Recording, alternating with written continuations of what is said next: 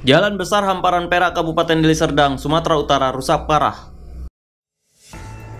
Berdasarkan pantauan langsung KBA.1 ke lokasi pada Sabtu 4 Juli 2020 lalu, sepanjang ruas jalan besar Hamparan Perak tampak berlubang dan hancur. Bahkan salah satu lubang berukuran besar tampak menganga dan digenangi air seperti kubangan kerbau. Kendaraan roda 4 yang melewati jalan ini pun harus berhati-hati agar tidak terguling.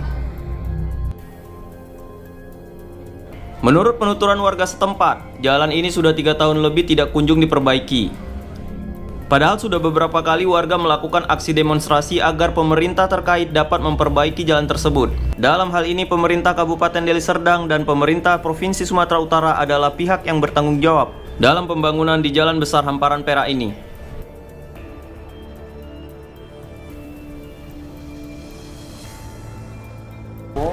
Udah kali lah. Udah lama kali ya? Udah lama kali. 3 tahun loh. 3 tahun bang ya? Karena begini, ini jalan ini sebenarnya sebelum corona itu harus harus dikerjai di bulan 4 itu. Oh seharusnya? Harusnya masuk corona, dananya itu dibuatkan ke sana. Kata camat. Kata camat. Nah, ya. Sampai lainnya jembatan kita. Yang kemarin demo-demo tuh sebelah mana? Sana. Itu?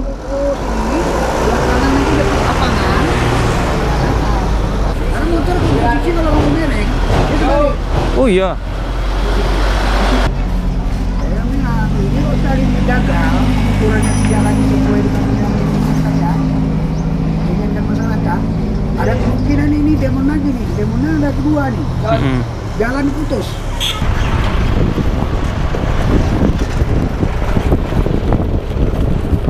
Jalan besar ini sudah sejak lama tidak mendapatkan perhatian dari pemerintah. Beberapa kali hanya dilakukan penimbunan dan tidak kunjung diaspal. Padahal menurut warga jalan ini termasuk jalan lintas. Warga Hamparan Perak berharap pemerintah setempat dapat memenuhi janjinya untuk segera memperbaiki jalan ini. Karena rusaknya jalan besar Hamparan Perak ini mempersulit aktivitas warga dan juga memperlambat laju pertumbuhan ekonomi di daerah tersebut.